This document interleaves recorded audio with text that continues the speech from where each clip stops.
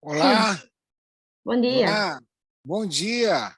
Como vamos? Tudo bem? Tá Me tudo ouve? bem? E Bem, consigo? graças a Deus. A senhora consegue me ouvir Sim, sim, estou a ouvir. e me ver também? Não, não, ver já não. Ainda não, pelo menos. Um minutinho só. Tá bem. Agora? Deixa-me Agora só. sim, agora eu me Sim, vejo também. agora sim. Bom dia, bom dia. É um prazer conhecê-la, Carlos André. Bom dia, seja bem-vindo. Creio que irá Obrigado. apresentar um dos trabalhos, não é? É, de satisfação e engajamento. É exatamente isso. Exatamente isso. Infelizmente ainda estou aqui à espera, pelo menos para ver se a debatedora da sessão consegue entrar, que ainda não entrou. Vamos lá ver se volto a enviar um Ela deve e-mail. estar com algum problema técnico lá para chegar. Sim, sim, sim, sim. Eu A senhora tá no Brasil? Não, não, estou em Portugal. tá em Portugal? Sim, Essa sim, é uma vantagem da tecnologia, né? Ajuda nisso. sim, sim, realmente é um dos aspectos que a pandemia trouxe de bom. Temos outros É, aspectos negativos, mas esse pelo é, menos, antes de possibilitou, né? Contribuiu para a gente avançar nesse aspecto, né? sim, sim, contribuiu. Tanto é que hoje há seminários, conferências, congressos, tudo online e facilita. Facilita bastante. Não só custos de deslocação e outras questões, não é? A questão de E melhora muito a possibilidade que a gente tem de fazer, de ter esse contato, né? sim, sim, Ah, com diferentes continentes, diferentes culturas, diferentes formas de ver a perspectiva científica, e isso enriquece a gente. é verdade. Já agora pode falar um pouquinho sobre si, tem estado a investigar, o trabalho que vai apresentar, relembre-me só, é de mestrado, doutorado? Não, é um trabalho de uma estudante minha de graduação, Ah, né? ok, ok, ok. Ela trabalhava na Secretaria de Educação e ela sentia a falta dessa perspectiva do engajamento e da relação com a satisfação na educação, que é especialmente desafiador por causa do desgaste, né? Do desequilíbrio entre recursos e demandas. Então, via de regra, é uma profissão que leva muito para burnout, né? Ok, Aí ela queria ver como é que isso estava funcionando aqui, né, na região. ok. E Aí o foi avançando, na verdade, a pesquisa foi tomando conta do caminho e a gente foi seguindo assim o que os dados estavam oferecendo para a gente, né? ok, ok. E o professor dá aulas em que universidade? Na Universidade Federal do Pará, na graduação e no Ah. mestrado em administração. Ah, ok, ok. Eu pergunto sempre porque tem um país com tamanho continental, né? Ah, não, o Brasil é. Eu tenho muitos estudantes de Benin, tenho muitos estudantes, tenho estudante de Angola. Tem muitos estudantes aqui na universidade que são estudantes indígenas, então tem uma diversidade multicultural muito rica na universidade. É uma universidade grande, está entre as maiores do Brasil, e ela concentra muitas parcerias e muitos estudantes com culturas muito diferentes. Ok, muito bom. Pablo, bom dia. Bom dia, tudo bem? Está tudo bem? Irá também apresentar o trabalho? O meu, eu encaminhei um vídeo, né, para da apresentação.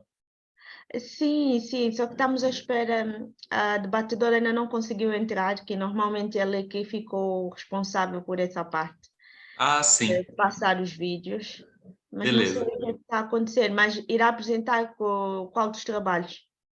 É o terceiro na Ocultação? programação aqui, Animal ou Máquina, a desconstrução da humanidade dos funcionários públicos. Ok, a ordem é diferente da que aparece aqui. Por exemplo, Ah, aqui é? eu tenho, sim, sim, por acaso aqui eu tenho efeitos do engajamento, primeiro, animal ou Uhum. máquina, segundo, ocultação, terceiro. Ah, aqui para mim aparece ocultação, efeitos e o animal. Para mim também aparece Interessante. assim. Interessante. Não, mas Tá bem. tranquilo. Não, mas Independente tudo da bem, ordem, vai por mim, apresentar todo mundo, né? Tá bem, sem por problema. mim não tem problema nenhum, a ordem não é indiferente. Tá bem, sem problema. Jairo, bom dia. Também irá apresentar o trabalho. Não, eu não. Eu trabalho aqui como líder de núcleo, né, da área de estudos organizacionais. Estou aqui a Rúbia, né, que vai ser a debatedora. Estamos aguardando ela entrar, mas estou aqui Sim. para, se vocês precisarem de algum tipo de ajuda aí, eu estou aqui à disposição de vocês e, claro, o que eu puder também aprender de vocês vai ser uma grande oportunidade para mim. Obrigado. Ok, muito obrigada por ter aparecido. Estamos ainda à espera da Rúbia, não sei se teve algum problema técnico, que normalmente temos sempre um debatedor, depois o suplente, né? Exato. E hoje, não sei se... Beatriz, bom dia. Bom dia, tudo bem? Está tudo bem, sim. Irá apresentar um dos trabalhos ou está a trabalhar aqui? Eu sou a segunda autora do artigo do Pablo. Ah, ok, tá bem. Estou aqui para acompanhar ele hoje, como primeira autora apresentando. Ok, tá bem, tá bem. Então, quer dizer, ainda continuamos à espera. O Fábio está com reforço, né? O Fábio não está sozinho, né? Pois é, tenho aqui um reforço, isso é muito bom. É engraçado que nas sessões de ontem nós tínhamos a debatedora e o suplente estavam os dois, e hoje nenhum dos dois. Mas foram, tá bem. Mas daqui, acho que eles chegam daqui a pouco, né? Acho que eles, bom, faltam 5 minutinhos ainda, né? Eles ainda têm um tempinho, né? Tá bem, vamos aguardar para ver se consegue entrar, mas também falta-nos um dos autores, não é? Mas como ainda temos um tempinho. Deixa-me só tentar aqui um plano B, para caso a Rubia não consiga entrar para passar os vídeos. E creio que, relembre-me só, Pablo é trabalho máquina, é animal máquina, não é? É isso, não é? Isso. Talvez. Sim, animal máquina. Ok, então falta-nos um autor que também não tem aqui o vídeo no sistema. Não sei o que é que se passou. Eu procurei o vídeo dele e não achei também. Pois não sei como ainda não entrou, vamos esperar para tentarmos também saber como é que eu pretendo fazer, porque não estou a ver aqui o vídeo. Pronto, como eu sou ainda não me apresentei, eu sou a professora Rosa Jeremias e sou a líder da área de comportamento organizacional. E apesar de estarmos aqui na mesma sala, estou em Lisboa, estou um pouquinho mais distante. Essa é uma das vantagens também aqui da tecnologia. A Rúbia, acho que acabou de entrar. Não sei se consegue conectar-se ao áudio.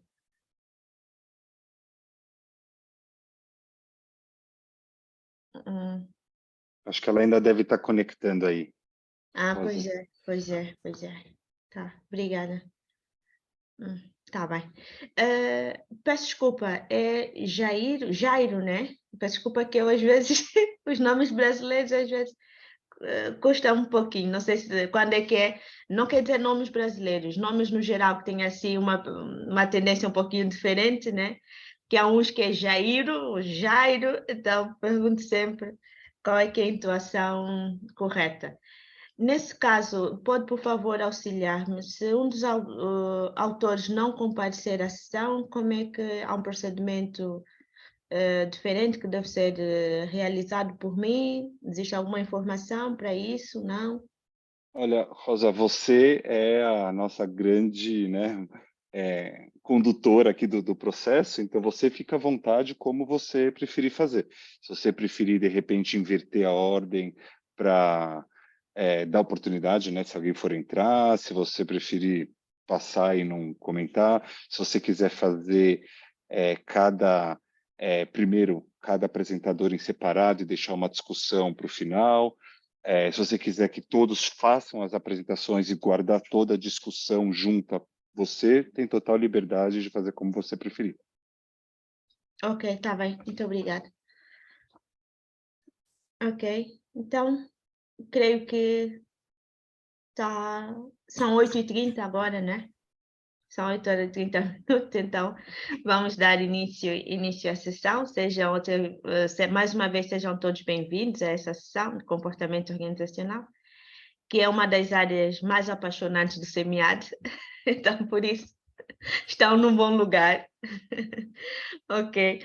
Iremos seguir o seguinte critério. A minha proposta é a apresentação, fazer a apresentação dos trabalhos, e depois seguir uma breve discussão, 8 minutos de discussão para cada trabalho, não é? Enquanto existir alguma possibilidade de comentar os trabalhos.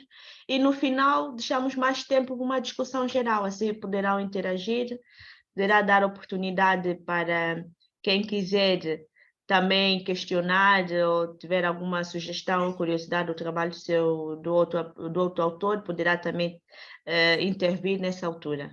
Tá? Rúbia, não sei se ainda continua com problemas do áudio, consegue falar?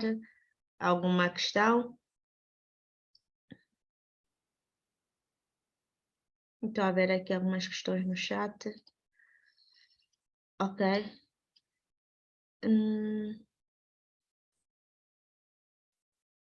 Creio que podemos então passar. A Rúbia pode partilhar o vídeo? Consegue partilhar os vídeos? Sim, consigo sim. Sim, Rubi, a gente está vendo o seu chat, sim, tá? A gente só não está ouvindo a sua voz, tá bom? Eu vou fazer o seguinte, Rosa, eu estou aqui no sistema. Você pode só me confirmar qual que é o artigo que a gente vai começar? Tá bem, muito obrigada. Aqui temos efeitos do engajamento na satisfação no trabalho. Um estudo com servidores públicos da educação no estado do Pará, Brasil. Este é o primeiro. Perfeito, só um segundinho. Como eu não estava tão preparada, né, para a sessão, já. Sim, eu também, como Vamos ficou só, a deixa eu cargo só. da Rúbia, então não tenho Exato. também aqui. Peço desculpa, só um segundinho. Só um momentinho, só, por favor. É como os problemas de conexão, às vezes, não é? Internet. Infelizmente, acontece mais do que a gente gostaria, né? Tá bem, mas sem problema, temos tempo, não é? Também temos menos um trabalho, está previsto Então, três trabalhos nessa sessão, e ainda creio que tem falta um autor. bom, só desculpa a pergunta. Bom Sim. dia.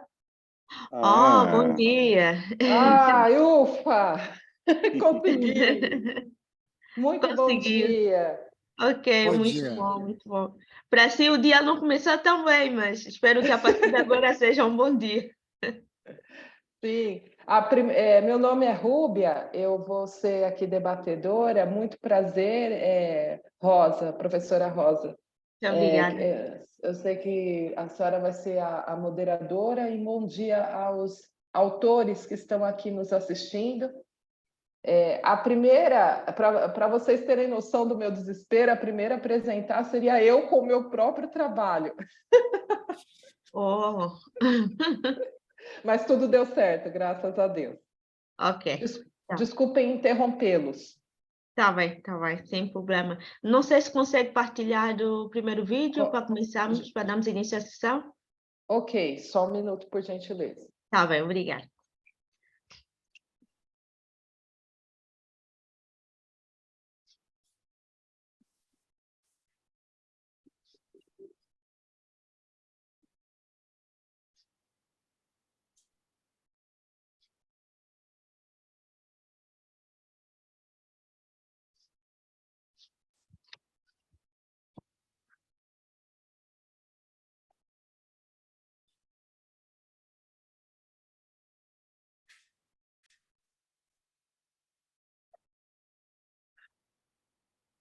Vocês estão vendo a tela aí já? Sim. Por favor, se vocês não ouvirem o áudio, por gentileza, interrompam, tá? Ok. Obrigada. O primeiro trabalho é sobre ocultação do conhecimento e seus antecedentes. nome é Creio Rúbia. que, Rúbia, peço desculpa, creio que a ordem está um pouco invertida, não? Este é o primeiro trabalho, se puderem. É O este o prime- primeiro trabalho? Esse é o que aparece na minha agenda lá. Na sua agenda aparece qual trabalho? Ok, mas não há problema nisso, não tiver nenhum problema com os autores, podemos começar. Ok, então tá. Ok, força, obrigada. Obrigada. Mestrado em Administração de Empresas na Universidade Presbiteriana Mackenzie. O estudo que eu estou desenvolvendo junto ao meu orientador. Rúbia, Pois não. você poderia aumentar um pouquinho o som? Ok. Ali no próprio vídeo, o som do vídeo está no bem próprio. baixo. Tá, Ação do peraí. conhecimento e seus antecedentes. Deixa eu ver aqui. Ok, aumentei. Vou O voltar um pouquinho. orientador Diógenes Bido é sobre ocultação do conhecimento e seus antecedentes. Eu vou falar um pouquinho sobre de onde surgiu essa ideia, o que me motivou, né, a pesquisar sobre esse assunto, bons motivos para seguir adiante, ou seja, a justificativa do trabalho, o que dizem os teóricos, né, qual que é a fundamentação teórica, qual que é a dúvida que esse estudo busca esclarecer e a contribuição, como que a gente pode contribuir através desse trabalho científico.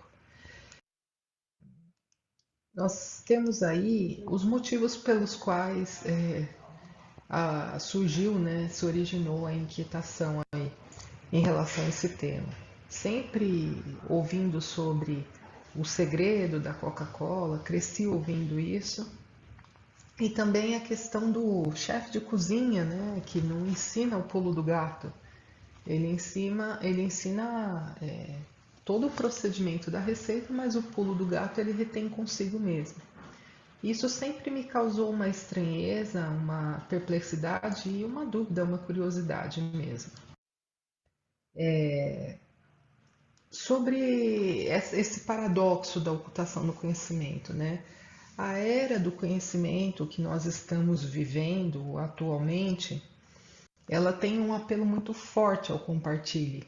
Então, hoje em dia, a monetização é feita por meio do compartilhamento do conhecimento. Tem toda uma economia baseada na gestão do conhecimento, no compartilhamento do conhecimento, na divulgação do seu próprio conhecimento. E aí, isso sempre foi um paradoxo aqui na minha cabeça de pesquisadora em potencial, né, iniciante na pesquisa científica, porque num mundo onde existe uma pressão para se compartilhar o conhecimento, por que ainda tem gente ocultando, né? 34,7% dos entrevistados, numa pesquisa feita na China em 2012, disseram não querer transformar o seu conhecimento num conhecimento organizacional, num conhecimento coletivo. 39,1% não dividiriam suas conquistas inovadoras. 42,6% não compartilhariam informações úteis com outras pessoas. A gente está falando de uma pesquisa de 10 anos atrás e em outra pesquisa nos Estados Unidos, na mesma época, descobriu que 76% dos entrevistados admitiram em algum momento ter ocultado conhecimento. Então, de 10 anos para cá, que a gente tem visto aí, né, que o comportamento de ocultação do conhecimento é uma das principais ameaças ao crescimento das empresas contemporâneas. Essa referência é do ano passado. Em muitos casos, as empresas não estão interessadas, as pessoas não estão interessadas em compartilhar seus conhecimentos, ainda que a organização tenha simplificado o processo de transferência de conhecimento. Ou seja, mesmo a empresa empreendendo esforços para simplificar, existe um trabalhar em relação a isso, um investimento em relação a isso, as pessoas ainda ocultam conhecimento. Outro bom motivo para seguir adiante é o ineditismo do modelo a ser. Você for fazer uma pesquisa no dia de hoje nas plataformas, eu não consigo garantir nesse exato momento, mas uma pesquisa feita há 60 dias atrás, com a expressão knowledge hiding, retornou 13.042 resultados. E quando a gente insere o operador booleano and organization, ou seja, ocultação do conhecimento nas organizações, são 796 resultados. Quando a gente filtra quais desses resultados dizem respeito a artigos científicos, são 538. E desses 538, apenas 422 são publicados. Desses 538, a sua grande maioria são publicados na última década. Começou-se a falar sobre isso nos últimos 10 anos, sobre ocultação do conhecimento. E quando você vai para uma plataforma brasileira, Cielo ou Spell, não tem nenhuma publicação com ocultação do conhecimento, que é diferente conceitualmente do compartilhamento do conhecimento, não são opostos, né? Os teóricos dizem que a ocultação do conhecimento está muito mais ligada a uma ocultação deliberada. Deliberadamente a pessoa retém ou oculta o conhecimento exigido por colegas dentro da mesma equipe ou organização. A propriedade psicológica é um outro construto envolvido em relação em torno do conceito de ocultação do conhecimento. Então, basicamente, quando alguma pessoa ela tem aí um trabalho para se conquistar, algum empenho para se construir um conhecimento, os autores dizem que a propriedade psicológica ela é um sentimento que vem para a pessoa que tem essa construção, esse esforço. Então, é como se fosse a posse do conhecimento, que se expressa pelo comportamento de territorialidade, ou seja, né, você afasta, protege aquele conhecimento. Isto, tem outros dois conceitos que são valor do conhecimento percebido e perda do poder do conhecimento. A percepção de valor e de perda de poder em relação a esse conhecimento também são construtos que tangenciam a ocultação do conhecimento nas pesquisas científicas.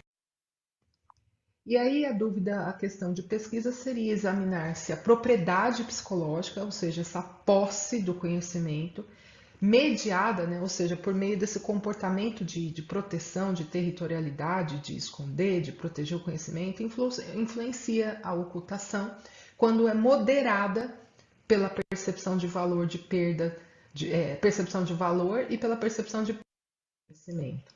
Então, o modelo teórico ficaria mais ou menos assim: a propriedade psicológica influenciando na ocultação por meio da territorialidade, e a percepção de valor e de poder moderando essa relação, ou seja, quanto maior o valor ou quanto maior a percepção de poder do conhecimento, essas variáveis influenciam no quanto a territorialidade ela pode causar a posse e isso influenciar a ocultação do conhecimento.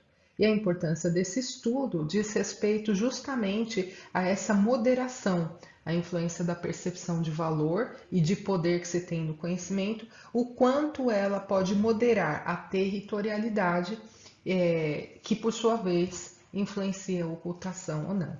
Eu agradeço a todos pela atenção e fico aí disponível para responder eventuais dúvidas.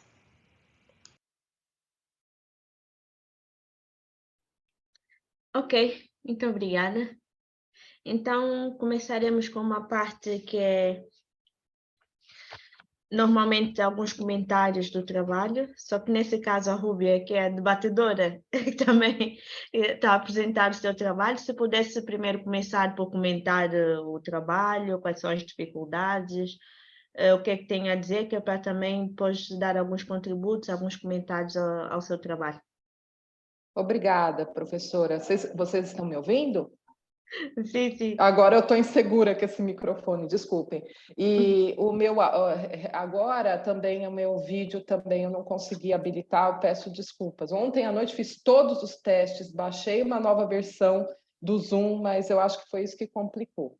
Olha só, esse trabalho de ocultação do conhecimento e seus antecedentes, vou fazer comentários breves aqui. Ele já está um pouco mais avançado nesse momento. Essa pesquisa vai ser aplicada numa estatal que trabalha com a tecnologia nuclear, tanto para a medicina nuclear, ou seja, colabora em empreendimentos como o reator de multipropósito brasileiro, que ajuda no tratamento contra o câncer, que essa empresa também colabora para a construção de um coração, chama-se coração de Jatene. Ele é um coração que tem uma tecnologia nuclear no seu batimento, também para a medicina nuclear e também segurança nuclear, porque é uma estatal da Marinha do Brasil que utiliza a tecnologia nuclear para fazer o submarino nuclear, ou seja, para dar dissuasão para a costa do país, que é enorme. Então, não é um submarino convencional, é de propulsão nuclear. Significa dizer que se alguém está ocultando conhecimento nesse contexto, ele está prejudicando não somente ele, que é um contribuinte, né, uma estatal, mas também os filhos e netos, que isso pode atrasar o tratamento para o câncer, isso pode comprometer indiretamente a segurança nacional. Então, eu acho interessante sobre esse trabalho comentar a relevância de a ocultação do conhecimento nesse contexto, nesse campo, ser ainda mais grave. E este é um modelo proposto que já está sendo, esse modelo está sendo testado por meio de equação estrutural, é uma pesquisa quant, e aí a gente vai entender a relação da posse, do valor que o conhecimento tem, a singularidade que ele traz, o poder que ele traz para a pessoa, se isso atua ou não na ocultação, para a gente ter um plano de ação aí para a empresa. Esses são os meus comentários, eu agradeço a oportunidade. Ok, muito obrigada. Vou reservar também aqui algum tempo para fazer alguns comentários ao seu trabalho. Releve-me só, é um trabalho de mestrado, não é? Exatamente. Ok, está bem. Agora também creio que conseguiu perceber porque é que o vídeo não aparece no sistema. Também é uma ocultação do vídeo, né? Gostei. Eu acho que deve ser por causa disso, mas pronto, está bem. Então vamos lá à questão de alguns comentários que eu tenho a fazer, respeito também comentários / sugestões. Eu, quando vi o seu modelo proposto, fiquei aqui com algumas preocupações, não é? Gostava também que ouvir um pouquinho de si. Estamos a falar aqui de uma pesquisa quantitativa. Nós temos um modelo com 5 variáveis, não é? A minha pergunta é, temos aqui uma dupla, nesse caso nós temos aqui duas relações diretas aqui, temos aqui duas moderações, não é? Entre a propriedade psicológica baseada no conhecimento e a territorialidade. A minha dúvida é, como é que conseguirá medir, por exemplo, a ocultação do conhecimento, a territorialidade? Essas variáveis já têm questionários validados pela literatura? Como é que irão construir o questionário? Como é que está essa parte mais metodológica da investigação? Sim, todos esses construtos já têm escalas validadas e bem documentadas pela literatura. Inclusive, já foram testadas em vários pesquisadores lá fora que falaram sobre ocultação do conhecimento. Essa escala foi traduzida por mim, pelo meu orientador. Nós pagamos uma empresa especializada para fazer o back translation também, e também passou pela análise dos juízes, dos expertises, e também passou por uma apuração do público-alvo. Então, essa escala já está pronta para ser apresentada. Também fizemos uma amostra, né, com 50 respondentes para verificar a carga fatorial de cada questão.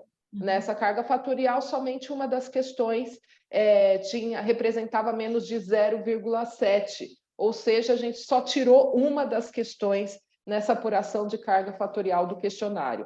Também colocamos um questionário para ver o viés do método, para verificar, porque é um questionário que a pessoa tende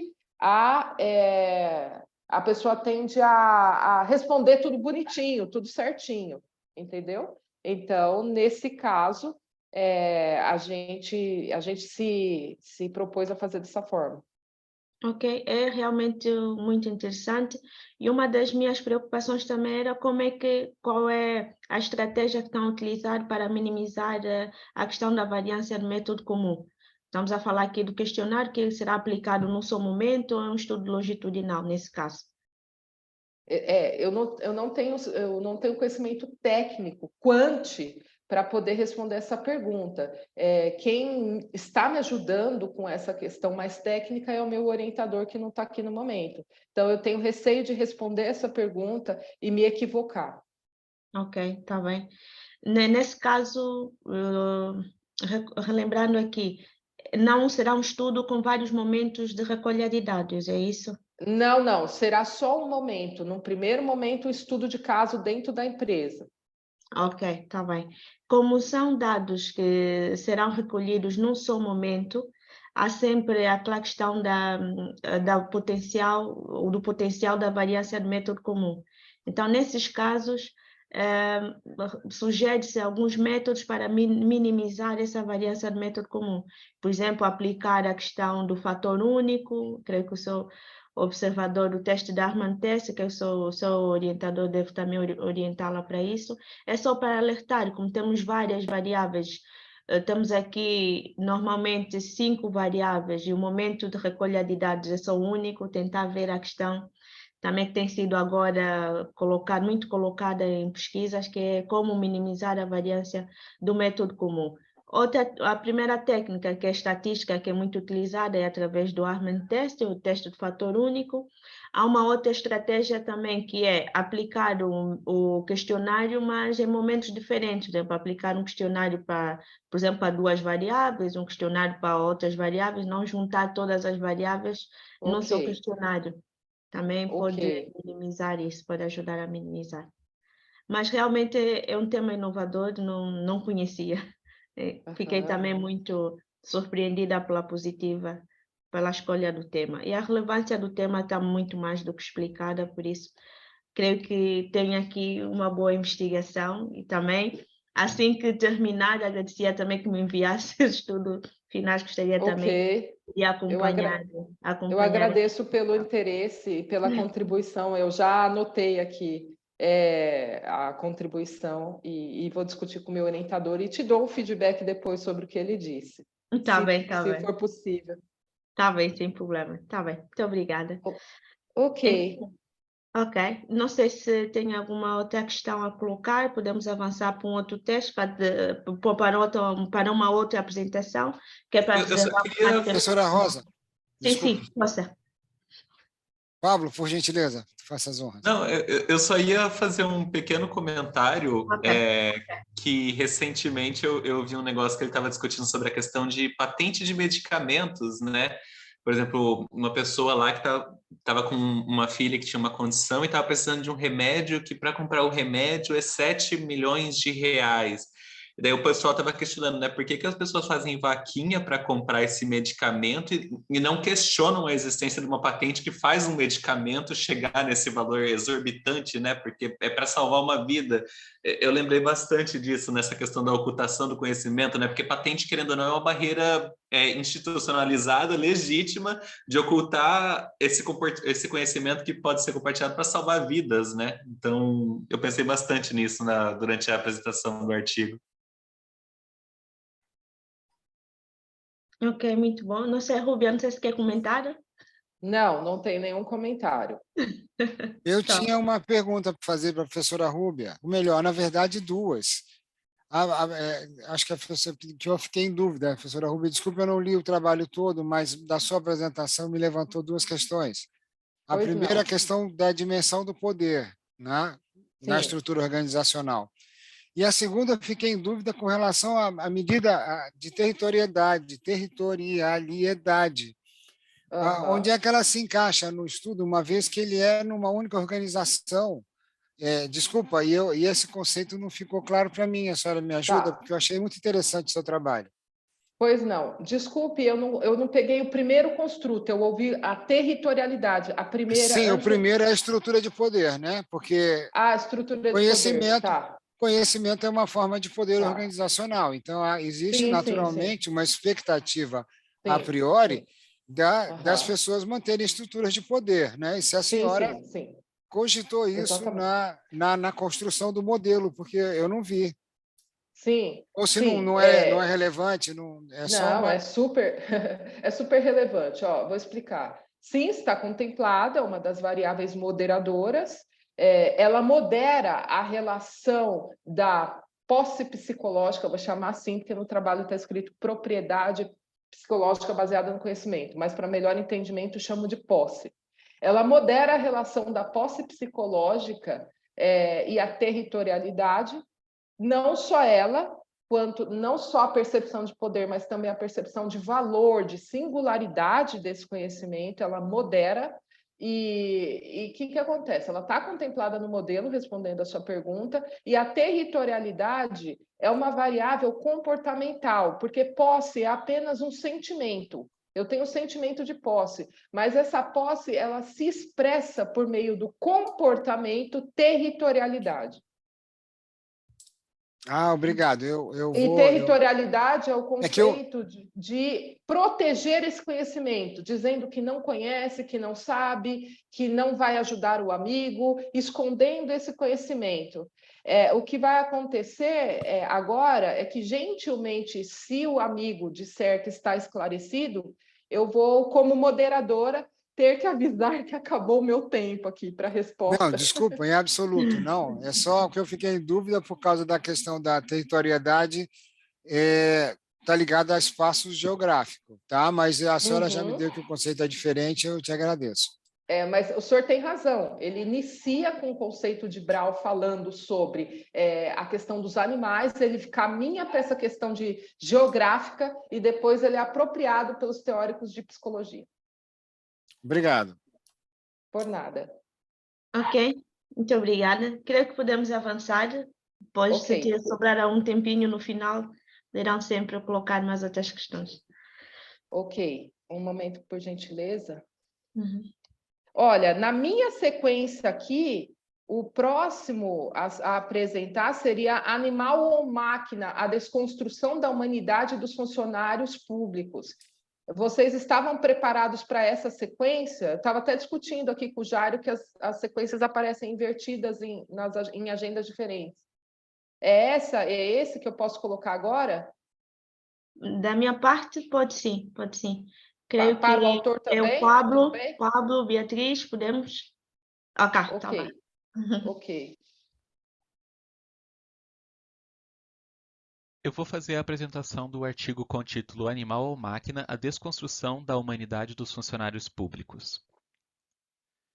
Como introdução, nós primeiros trazemos um resgate histórico sobre a mudança que houve na gestão pública, da implementação da gestão pública gerencial, que busca trazer pressupostos da administração privada para a organização pública, como eficiência e eficácia. E dentro dessa relação, os funcionários públicos eles atuam como mediador das relações públicas entre a pessoa que serve ao órgão público, mas que atende também o cidadão. E nessa relação pode ocorrer o que nós chamamos de desumanização, a desconstrução da humanidade do indivíduo, em que dentro de um contexto organizacional, existem as demandas que são colocadas desses funcionários por ambas as partes, entre o órgão público e os cidadãos, e também a questão dos estereótipos já criados em relação a esses funcionários, a falta de capacidade, a falta de conhecimento e assim por diante. Por isso, esse trabalho tem como objetivo propor um ensaio teórico sobre o serviço público enquanto um ambiente propício para a desumanização dos funcionários públicos. Para entender a desumanização, nós trazemos um resgate sobre os trabalhos que buscaram compreender o que é a desumanização. A desumanização é um fenômeno relacional e é o ato de perceber o outro ou os outros com ausência da humanidade. Por ter essa pressuposição de entender a ausência da humanidade, é preciso conceituar o que é a humanidade. A humanidade pode ser vista, a partir da definição de Hasan, como que detém dois tipos de características. A característica unicamente humana, que refletem aspectos de socialização e de cultura do indivíduo, que pode ser visto como, por exemplo, refinamento, sensibilidade moral, civilidade, racionalidade, lógica, maturidade, ou seja, são aspectos que podem ser construídos socialmente e que variam entre indivíduos e contextos. Por outro lado, as características da natureza humana refletem os aspectos da humanidade compartilhada universal, ou seja, ela vai além de barreiras contextuais e culturais e referem-se à responsividade emocional, interpessoalidade calorosa, flexibilidade cognitiva, agência, individualidade e profundidade. Quando uma dessas características é negada, ocorre a desumanização. Quando a característica unicamente humana é negada, a desumanização animalesca ou animal ocorre, onde as pessoas são percebidas como sem senso de cultura, grosseiras, amorais, irracionais ou instintivas e infantis. É quando ocorre uma desumanização vertical. A desumanização mecanicista, por outro lado, é quando ocorre a negação das características da natureza humana do indivíduo, onde a pessoa é percebida como inerte, fria, incapaz de sentir emoções, rígida, passiva e superficial. É uma desumanização horizontal e é o ato de compreender o outro como um meio instrumental para um fim. Ainda dentro da desumanização, ela pode ocorrer em diferentes formas, como, por exemplo, variar na intensidade entre sutil, explícita ou bruta, e também entre o contexto. Por exemplo, ela pode ocorrer a partir de relações de poder, estereótipos, a partir de informações divulgadas pela mídia ou, mais recentemente, pelo meio online. E dentre as consequências, os indivíduos que sofrem a desumanização animal, eles se sentem envergonhados ou culpados de ser equiparado a um animal, e quando ocorre a desumanização em que o indivíduo é comparado com uma máquina, ele tem uma redução de claridade, vazio ou indiferença. Além disso, a desumanização também tem como consequência uma possível meta-desumanização, que é a criação de um ciclo vicioso de conflito, onde a desumanização gera a desumanização. Entrando na relação que nós propomos da desumanização com o funcionário público, primeiro nós resgatamos alguns trabalhos empíricos que discutem como a desumanização ocorre dentro das organizações. Nós compreendemos que o administrador, por ele ser visto como um ser racional e menos emocional, já facilita na questão de desumanizar o indivíduo a partir da visão de máquina.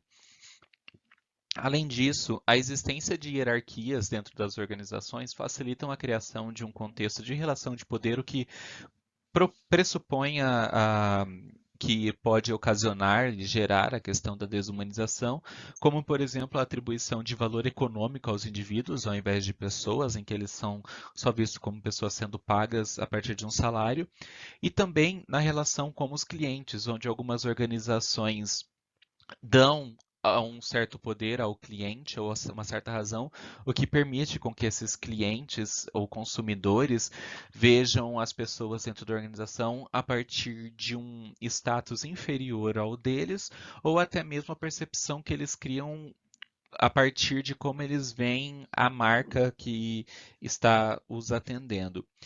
Na questão da desumanização em organizações públicas, nós ainda enfatizamos a existência de estereótipos, onde o funcionário público ele possui uma imagem estereotipada negativa, o que gera perda de prestígio social e pode eventualmente afetá-lo fisicamente e psiquicamente, e também a questão da gestão pública gerencial, que a sua aplicação recai principalmente sobre os seus executores dentro das organizações públicas, que são os funcionários públicos que representam essa conexão entre a sociedade, o cidadão e o órgão público.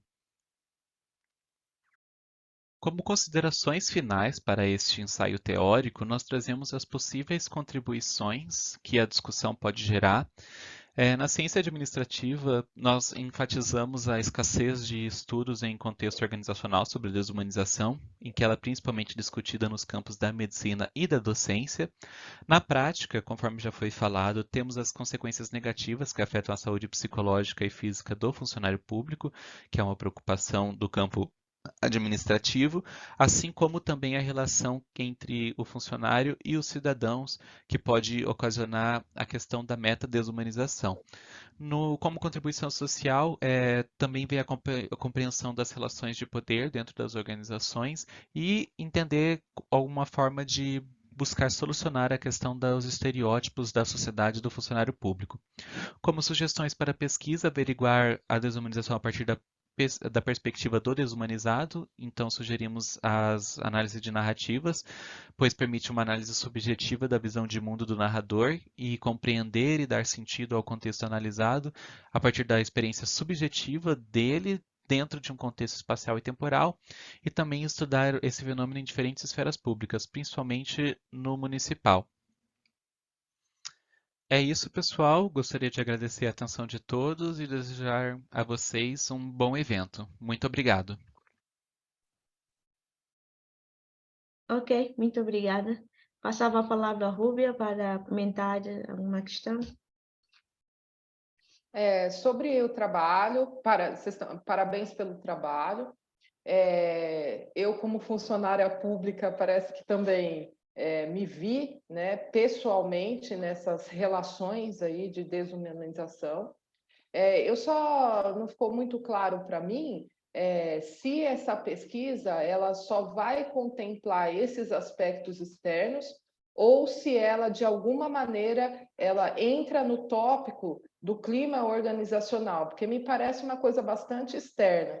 Só que eu percebo que na prática, isso adentra para a empresa também, para dentro da empresa, tornando o clima algo bastante homogêneo nesse aspecto, né? É quase que uma baixa-estima geral do funcionário público. Então, só gostaria de saber se isso é contemplado na análise de algum dos autores que vocês pesquisaram.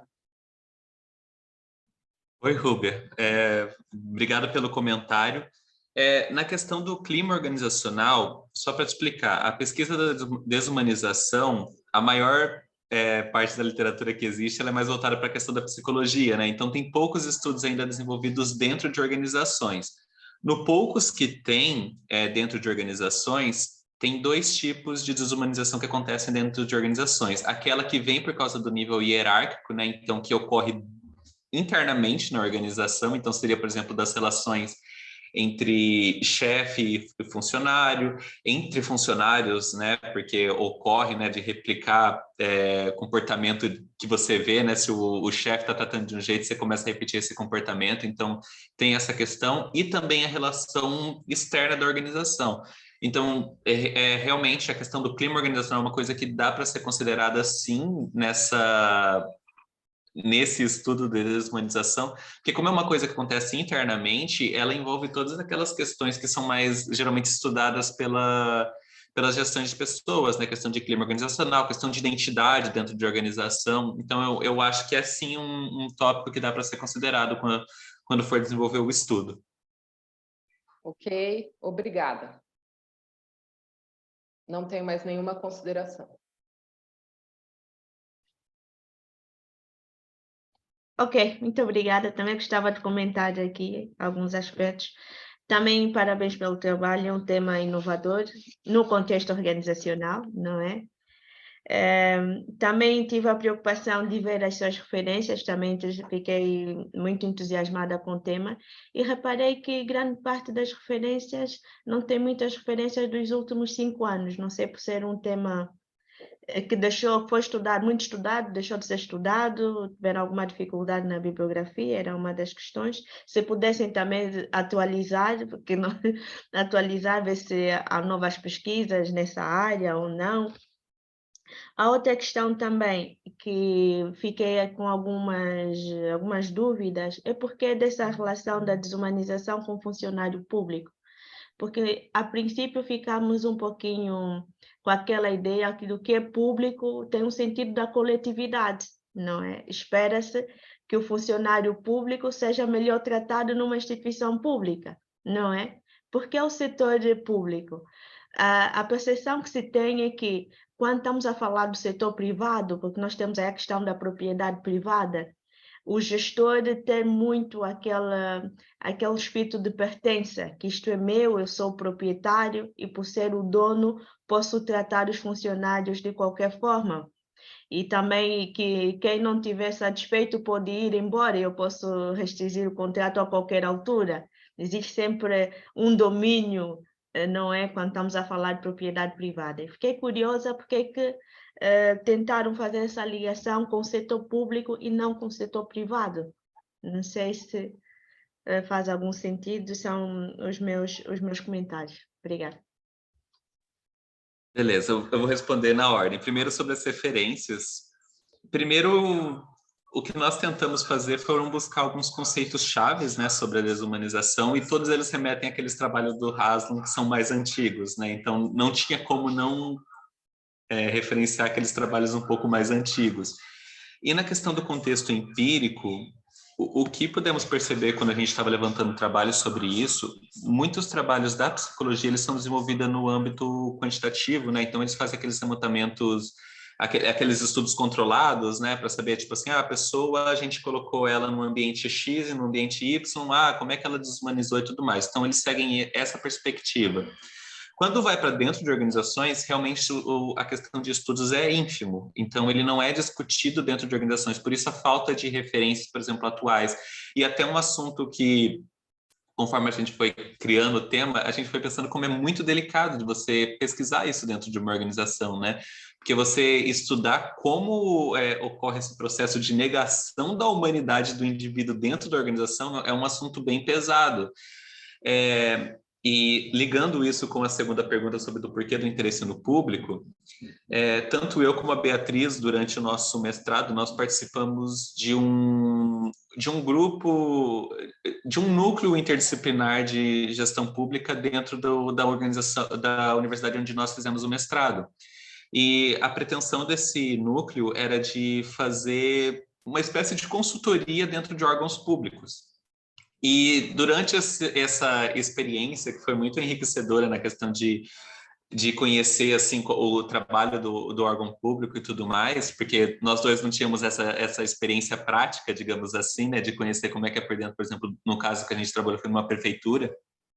E lá dentro foi possível perceber que existe essa questão, porque igual você falou, né, que numa organização privada a pessoa ela se sente detentora daquela organização e tudo mais.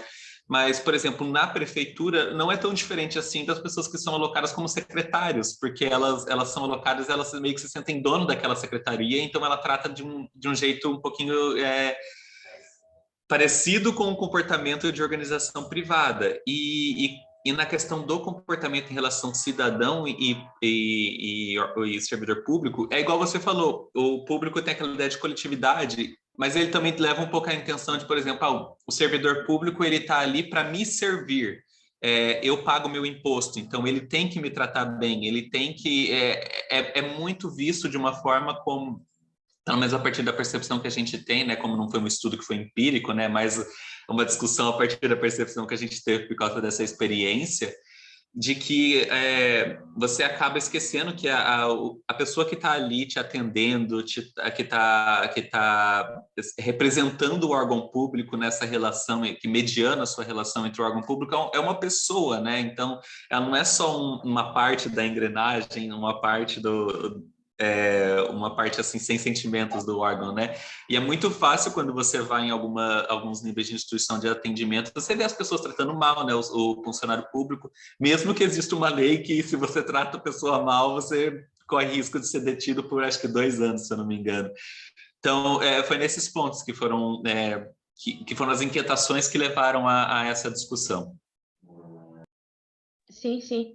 Muito obrigada. Eu percebo. Mas se tentar, por exemplo, tentar incrementar essa justificação apoiada com alguma referência da pertinência do estudo na área pública, acho que poderia enriquecer aqui um pouquinho mais.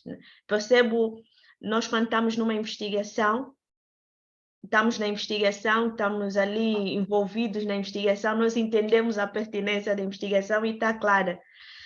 quem está a ler começa com aquelas interrogações, ok, qual é realmente a fundamentação? Se puder incrementar isso mais no trabalho para justificar porque dessa relação com o funcionário público, creio que poderia também auxiliar um pouco.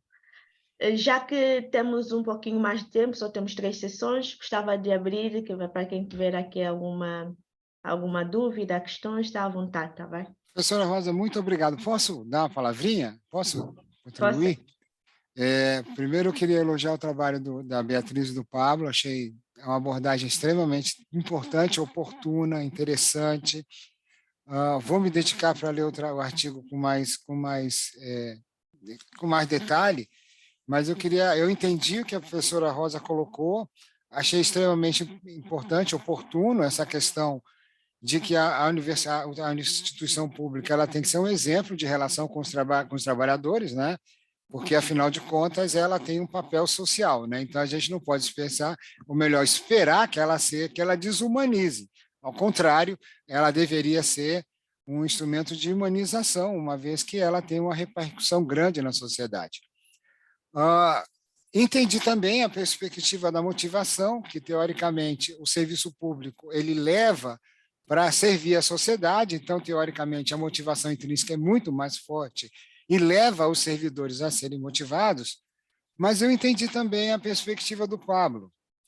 Pablo coloca essa perspectiva, mas eu acho em função da visão burocrática das organizações, dessa visão cartorial, que ainda existe, especialmente nas organizações pequenas e nas pequenas prefeituras, né? Então, eu acho que esse aspecto era importante, talvez, o Pablo destacar, na perspectiva da cultura organizacional, que ela vai tender a se perpetuar por muito tempo e ela vai ter um mecanismo de autorreforço muito grande para esse processo de entender, na perspectiva da burocracia, que o cidadão está lá para cumprir um script e ele vai ter que seguir isso, sendo considerado um ser humano, um animal, uma peça numa engrenagem que não vai fazer muita diferença. Então, eu acho que essa visão mais moderna do trabalho, especialmente na administração pública, a professora Rubia tão bem coloca, é chave, Pablo e Beatriz, para a abordagem que vocês estão fazendo e talvez uma sustentação na perspectiva da cultura organizacional e dos mecanismos de autorreforço. Pode ser interessante para justificar a temática do estudo. E se vocês tiverem, por favor, um modelo testado disso, me digam, que eu tenho muito interesse em pesquisar isso também. Eu agradeço. Parabéns pelo trabalho. Obrigado. Muito obrigado pelos comentários. Tá bem. Não sei se mais alguém queira intervir. Ainda temos um pouquinho mais uns minutinhos, já que a nossa sessão hoje é mais curta, só temos 3 trabalhos. Se não, avançamos, Rúbia. Por favor, creio que poderíamos avançar para outro vídeo e deixamos mais tempo no final. Ok. Obrigada.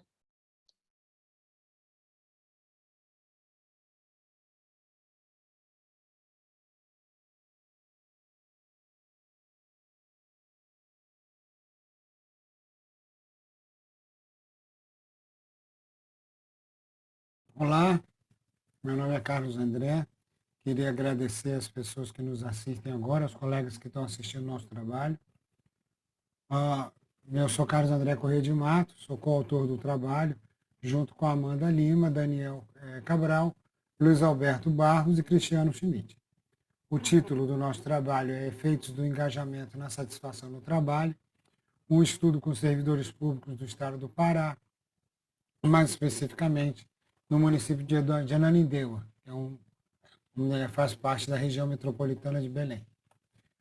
O interesse em identificar as condições organizacionais e psicológicas que incentivam os trabalhadores a ir além das obrigações cresceu fortemente nos últimos anos, basicamente pela competição e pelas exigências que são maiores nas organizações públicas.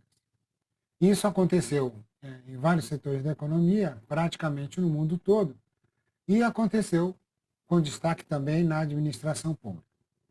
Com isso, temas como engajamento e satisfação no trabalho ganharam destaque entre os estudos organizacionais, principalmente pela relação desses elementos com o bem-estar dos trabalhadores e seus reflexos no desempenho organizacional, coletivo e organizacional, relacionados exatamente à obtenção das tarefas, lucratividade, performance, etc.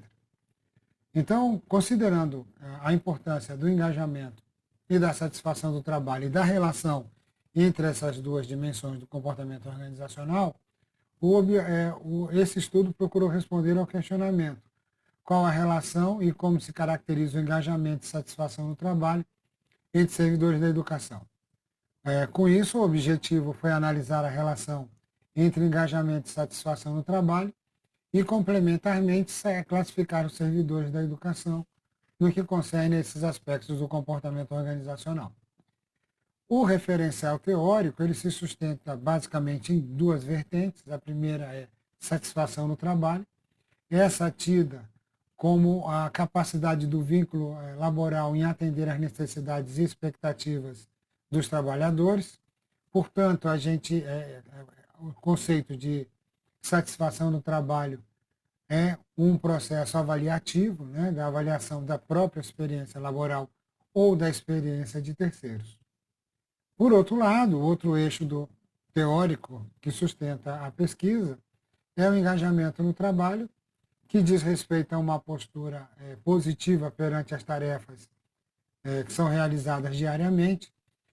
É um construto motivacional e que se caracteriza basicamente por três grandes dimensões: vigor, dedicação e absorção.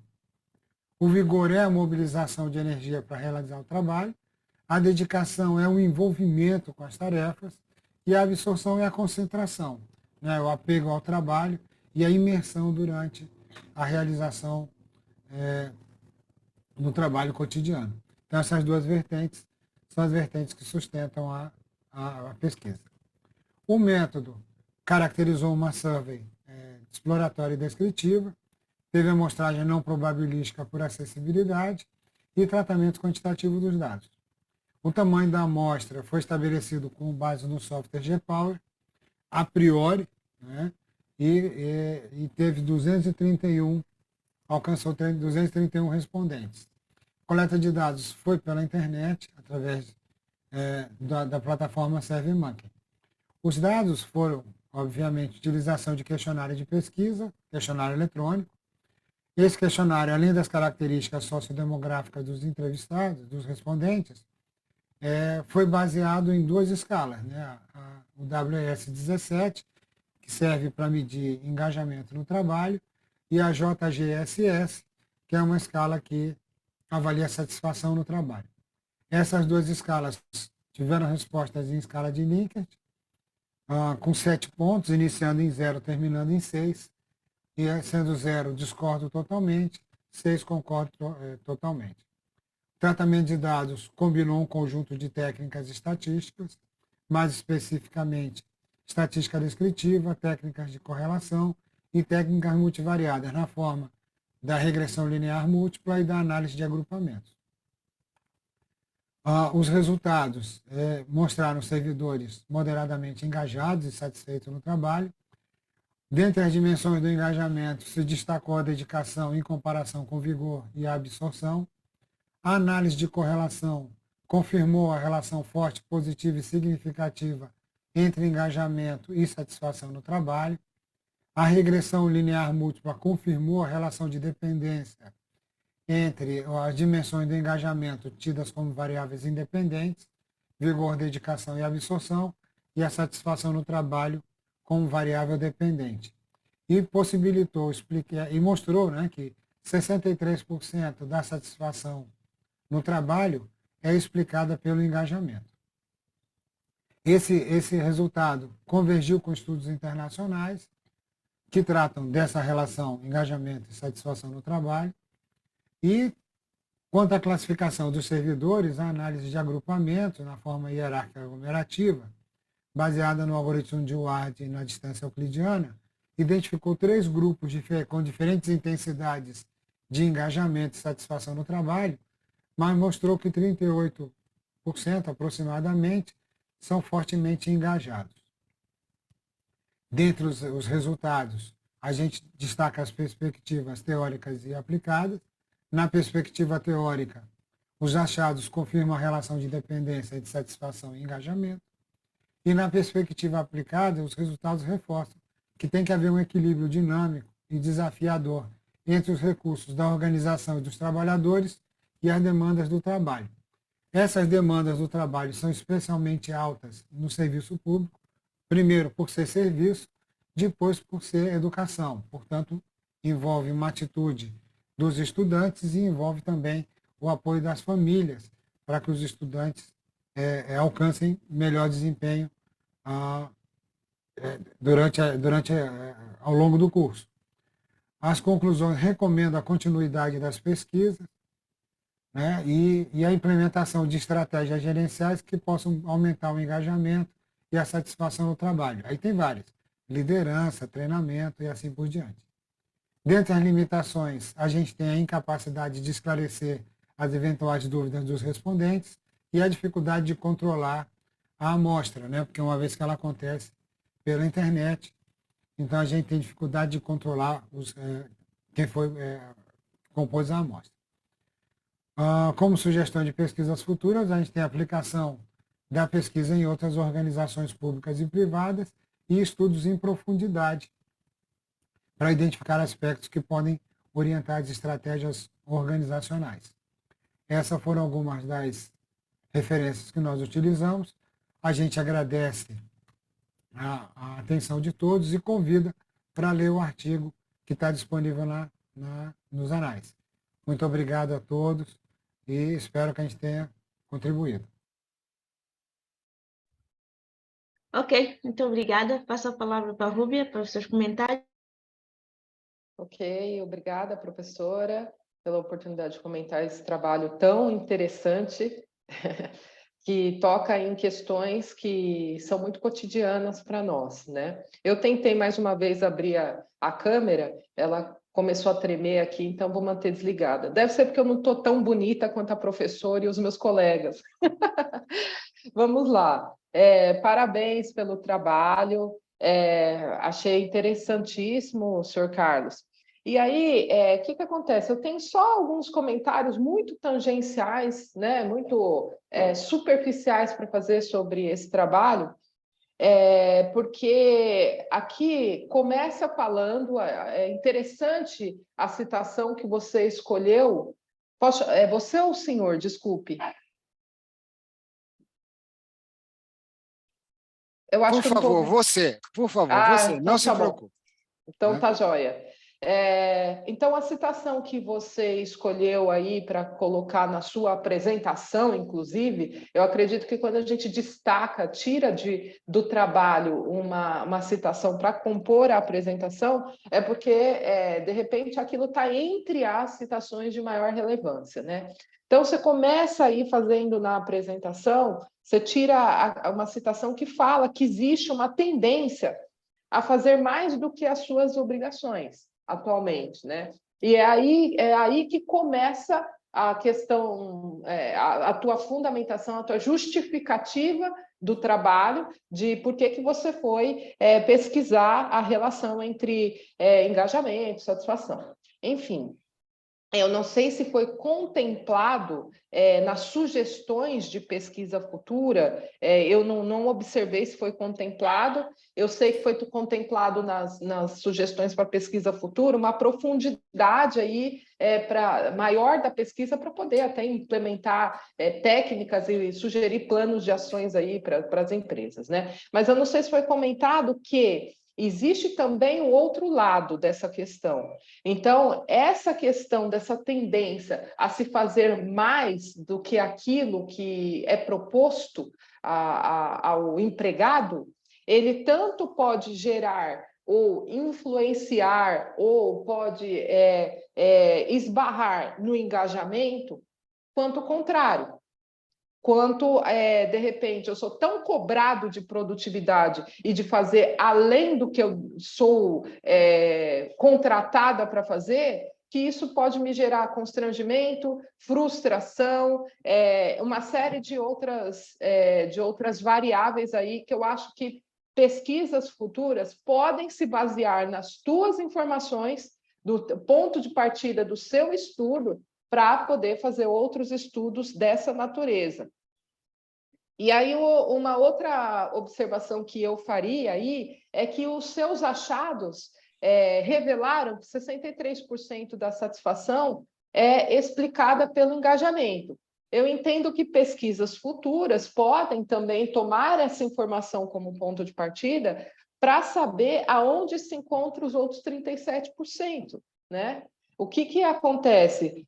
Um pouquinho mais da metade da satisfação é explicada pelo engajamento, mas todo o restante pode também ter outras variáveis, inclusive que apareçam para aprimorar a tua pesquisa quant futuramente, como uma variável aí moderadora, talvez, ou uma variável a mais no modelo. Então, esses são só comentários bem superficiais, acho que a professora pode contribuir muito mais para o seu trabalho, mas também dizer que, de fato, parabéns pelo seu trabalho, assim como o trabalho dos colegas, eu percebo que tem uma explicação muito esclarecedora, a dinâmica com que você traz a sua fundamentação, a sua justificativa e também a metodologia parece estar bastante azeitada. Eu agradeço a oportunidade por comentar esse trabalho. Professor Birrubi, obrigado. Não sei se a professora Rosa quer falar ou... Não, podia deixá-lo responder, comentar alguma coisa e depois... Eu queria primeiro agradecer, né, a imensa gentileza das senhoras lerem o trabalho, dos colegas, não sei se o Paulo e a Beatriz tiveram oportunidade, né, não sei se o professor Jairo teve também, mas eu queria agradecer as contribuições da professora Rúbia. Realmente ela está coberta de razão, a gente tem dois caminhos, né? Basicamente, todas as duas teorias elas estão baseadas em duas outras teorias, né? A teoria das trocas sociais e no modelo JDR. Dependendo de como estabelece essa relação entre a teoria das trocas sociais, né? Do compromisso gerado, do compromisso moral de retribuir por aqueles que nos fazem o bem e o equilíbrio entre demandas, né, e recursos, vai levar a engajamento, ou, se for desafiador, leva a engajamento, né? Se ele for uma barreira, ele vai levar a burnout, então ele vai levar a adoecimento, né? Então,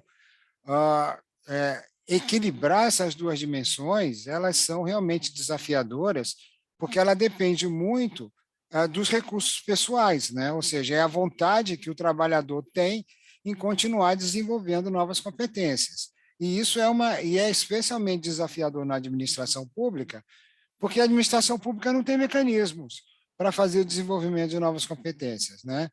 Via de regra, ele recebe um treinamento, recebe uma bonificação, digamos assim, por cada treinamento que ele faz, mas ele normalmente bate no teto.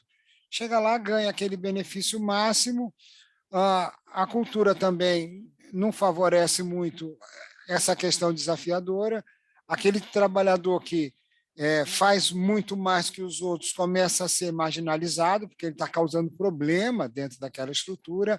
Então, compreender esses aspectos dentro da administração pública tem sido bem desafiador, né?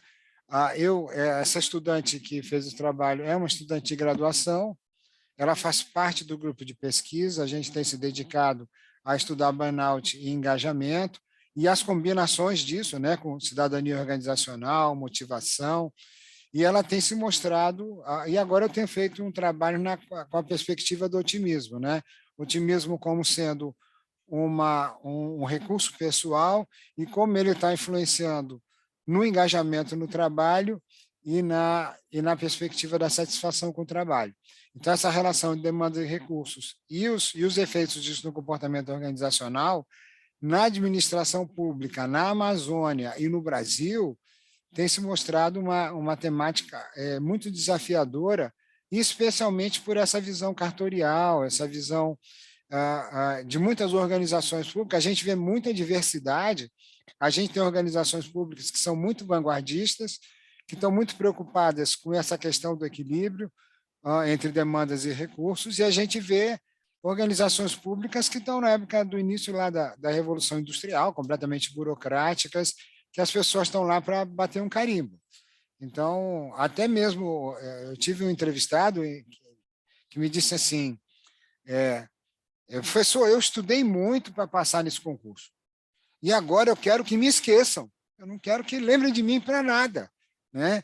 E, por outro lado, eu já vi entrevistados completamente voltados para o trabalho, buscando um aperfeiçoamento constante e muito conscientes do papel dele na sociedade e na contribuição que ele dá para a sociedade, da importância que ele tem para fazer o bem do outro.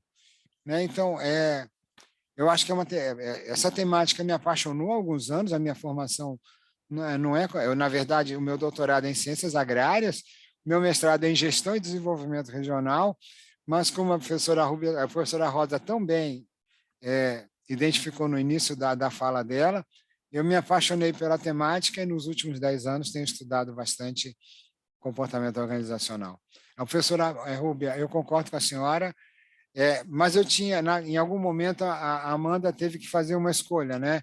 Não dava para trabalhar, a gente tentou ainda colocar variáveis moderadoras, o questionário dela, se não me engano, tem, mas a gente, para efeito do trabalho dela, a gente teve que fazer um recorte, porque a gente não queria somente estudar a relação entre engajamento e satisfação, a gente queria ver como é que isso estava na Secretaria de Educação, porque o trabalho da educação ele é especialmente desafiador, porque ele depende do outro, né? A gente não ensina, a gente dá o estímulo.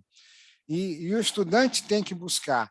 E toda vida que o controle da tarefa é baixo por parte de quem realiza, há uma tendência a aumentar o estresse e diminuir o engajamento. Né? Esse resultado que a senhora colocou também com relação... É que eu não pude botar tudo na apresentação por causa dos 8 minutos. Mas essa questão da explicação foi por causa da regressão. A regressão, o R², né? Então, o intercepto da regressão ele é 0,77. Ele indica para a gente que haverá satisfação com o trabalho, mesmo que não exista engajamento. Mas que, dentro das dimensões do engajamento, o vigor é a principal variável que influencia na satisfação com o trabalho. Né? Bom, era isso. Desculpa se eu falei muito. Né? É que eu gosto da temática e a gente se dedica bastante para ela.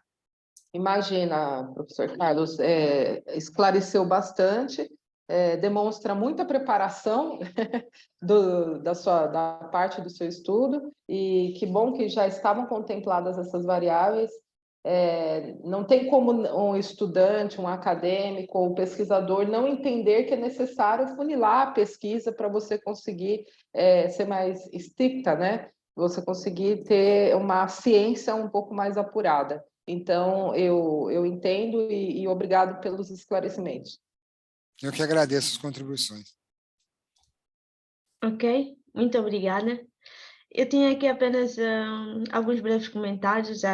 Aqui a Rúbia já comentou grande parte daquilo que eu tinha aqui também. Tal como os outros trabalhos, é um trabalho extremamente apaixonante. É uma das áreas também que eu tenho investigado, satisfação no trabalho, engajamento. É realmente muito apaixonante. Só que tinha apenas aqui alguns comentários, também realço a forma como foi apresentado, o rigor da pesquisa, mesmo o tratamento estatístico, que está muito bem desenvolvido, a questão do intercepto, R². Pronto. Conforme se diz aqui, tem todo o serviço de casa já feito. Tem apenas aqui algum comentário aqui.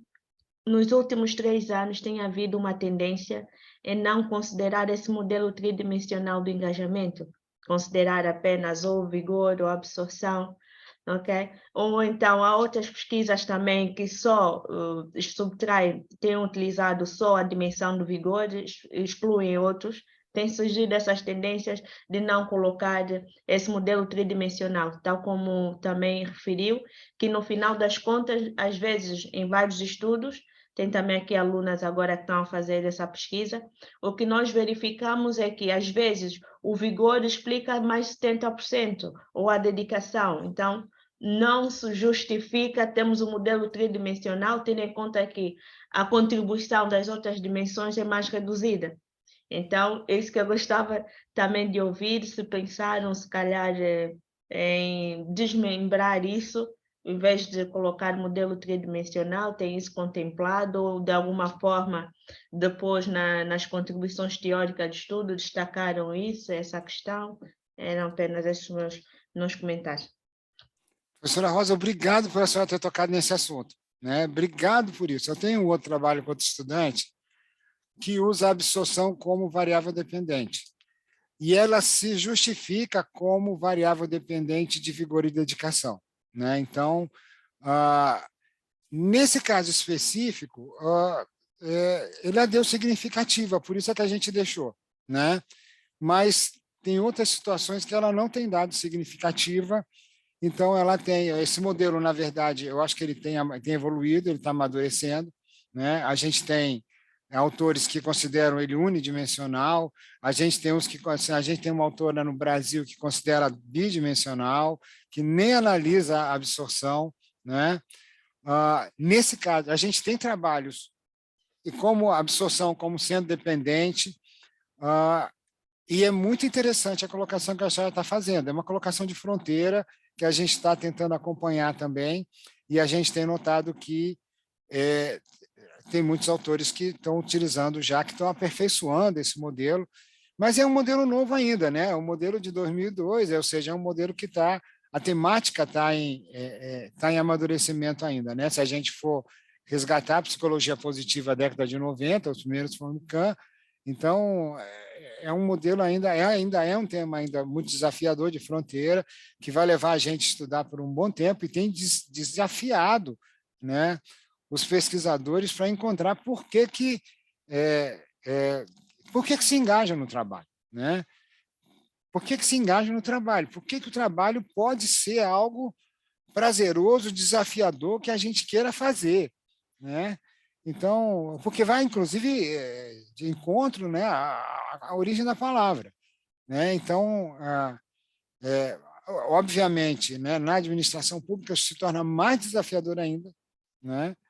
Porque não tem mecanismos, os mecanismos de motivação são muito limitados, especialmente no Brasil, com essas descontinuidades da administração pública.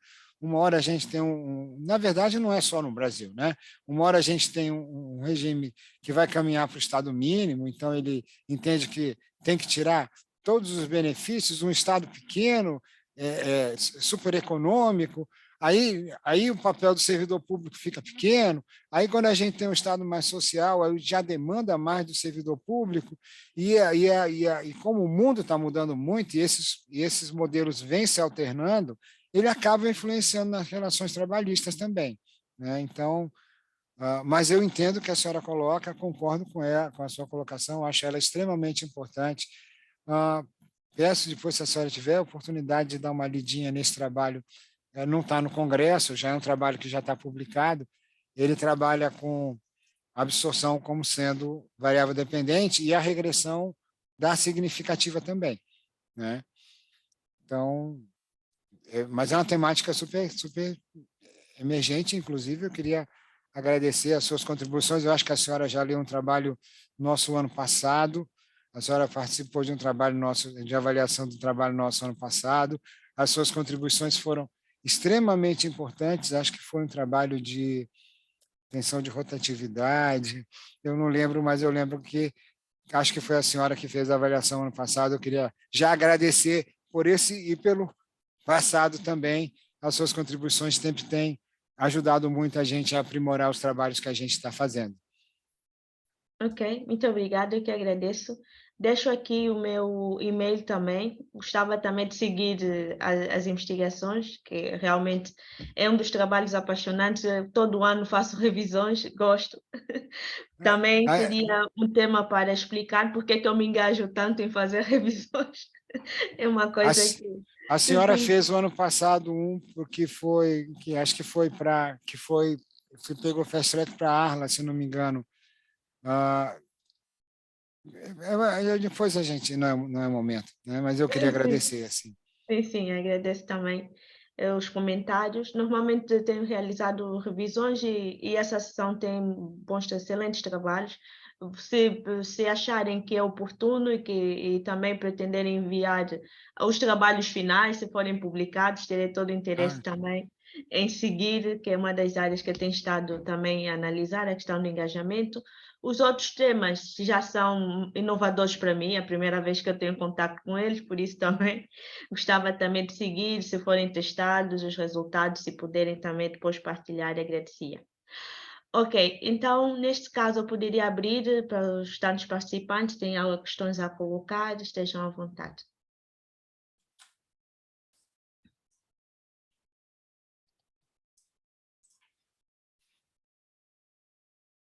Rúbia, não sei se tem mais algum outro comentário. Não, na verdade, eu tenho só aprendizado aqui nessa sessão.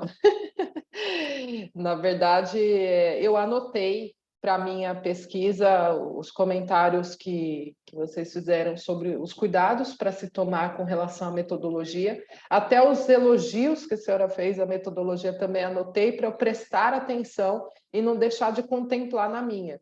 E também o meu comentário é para agradecer os colegas que vieram aqui. A gente sabe que disponibilidade de tempo é algo, é um ativo muito importante.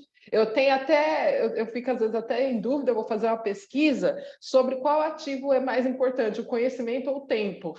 Eu estou em dúvida.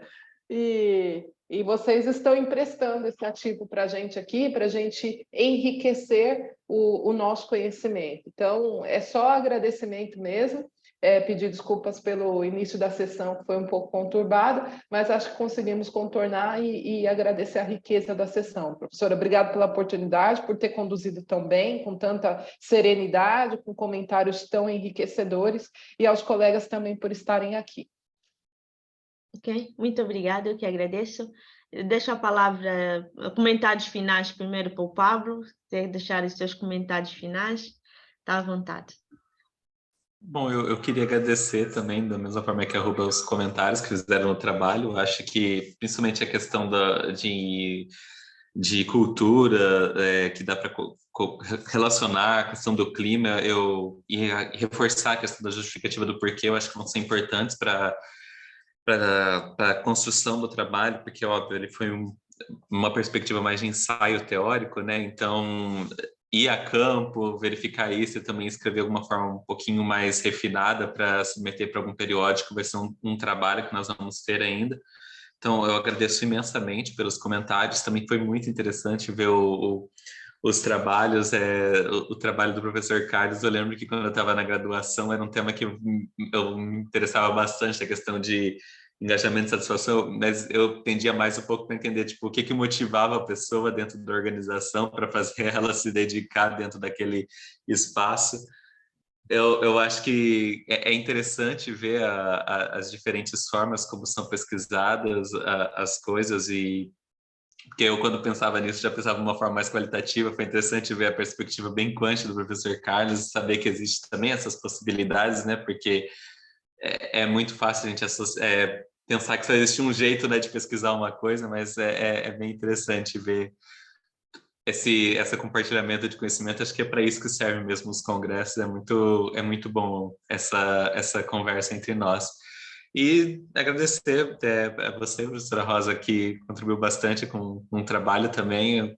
Foi muito boa a condução da sessão, então só tenho a agradecer. Muito obrigado. Ok, muito obrigada. Professor Carlos, seus comentários. Eu queria só agradecer, né? Agradecer a perspectiva. Eu aprendi bastante, né? Com os trabalhos da professora Rúbia e com o trabalho do Pablo e da Beatriz. As temáticas me desafiaram, confesso que eu fiquei tentado a caminhar também trilhar um pouquinho esse caminho, né? Eu queria agradecer especialmente a senhora que a senhora tem contribuído com o meu trabalho, não é de hoje, então a sua generosidade é grande, a senhora tem melhorado muito o meu trabalho. Eu sei, ou melhor, eu não sei porque os avaliadores são anônimos, né? Mas quando eu vejo ali uma avaliação com português de Portugal, eu digo, esse português aqui é da professora Rosa, né? Então, eu queria agradecer as suas contribuições, que têm engrandecido o meu trabalho. A sua perspectiva de ciência é uma perspectiva que de certa forma, me desafiam a continuar pesquisando. Então, eu queria agradecer. Sempre que a senhora faz a avaliação dos meus trabalhos, eu fico, né? Eles melhoram bastante, aumenta muito a possibilidade deles publicarem. Então, eu queria agradecer esse momento, dizer que foi uma satisfação estar com a professora Rúbia, com o Paulo e com a Beatriz, apesar da Beatriz não ter falado, né? Senti falta da fala da Beatriz, né? Mas como o Pablo estava lá em dupla, eu digo, o Pablo está, né? Eles estão trabalhando em dupla. Então, eu senti só a falta da Beatriz. Hoje era dia do Pablo brilhar. Né? Aí eu sei que a Beatriz com certeza deixou o Pablo fazer as honras da casa, né? Então, queria agradecer e elogiar os trabalhos, dizer que foi gratificante para mim estar aqui hoje com vocês. Ok, muito obrigada. Gostava também de aproveitar esta oportunidade para vos falar da EURAM, não sei se já ouviram falar, que é a Academia Europeia de Gestão. Nós temos conferência todos os anos e em janeiro, dia 15, termina o prazo para a submissão de trabalhos e temos um painel mesmo de comportamento organizacional. Este ano eu sou organizadora do painel, que é General Track, que é a parte geral da pesquisa de comportamento organizacional. Se puderem também, estiverem interessados em submeter o trabalho, também terei todo o gosto em dar-vos feedback. E outra questão também que é interessante, mesmo que não venham participar da conferência, nós temos um prêmio que é melhor revisor da conferência, que é bastante disputado. E normalmente as revisões são muito enriquecedoras, porque todos querem, no final, conseguirem ganhar o prêmio, não é? Eu, felizmente, já consegui 2 prêmios de revisão, mas todos os anos eu tento me esforçar para ver se arrebato o prêmio. Não é fácil, são 46 países ali, mas continuamos e por isso é sempre bom submeter, e mesmo que não se inscreverem, terão sempre comentários enriquecedores para também poderem publicar. Por isso deixo também aqui essa sugestão. Professor, obrigado, né? Vou procurar. Mas a senhora podia colocar o endereço? Sim. Claro. Também qualquer questão é só enviar um e-mail que eu poderei auxiliar-vos nesse processo. Que é European Academy of Management. E tem mesmo uma área de comportamento organizacional. Por isso, é pertinente submeterem trabalhos e tenho a certeza que terão feedbacks extraordinários. Tá bem. Ok, então, muito obrigada a todos. Foi um prazer estar convosco aqui. Falando também do engajamento, é um prazer. Para mim também não é fácil. Eu tenho um bebê de 3 meses, que há pouco tive que fechar a porta, porque ela acordou. E então é realmente... A senhora está com... Aí deve ser início da tarde, né? Sim, são 12h53. Sim, então é por isso que continuo engajada, está no SEMIAD. Encorajo-vos todos os anos a participarem do SEMIAD. Eu sempre que puder também cá estarei. É realmente enriquecedor. Então, muito obrigada a todos. Irei encerrar a sessão, mas sem antes perguntar à Rúbia se está tudo em condições, se tem algum comentário a fazer. Não. Muito obrigada, professora. Deixei os links aí dos vídeos, a avaliação que a senhora já tinha passado, reforcei, e também a sala de network aí. Obrigada a sala de network, ok, muito bom ter mencionado isso também. Convido a acessar a sala de networking. Ok, se puderem, lá estaremos. Obrigada. Eu tenho aqui limitação de tempo com o meu pequeno também, não sei isso, mas vou tentar sempre aceder. Tá bem, muito obrigada a todos, foi uma excelente sessão. Muito obrigada. Muito obrigado a todos. Abraços. Tchau. Fiquem com Deus. Obrigada, Deus.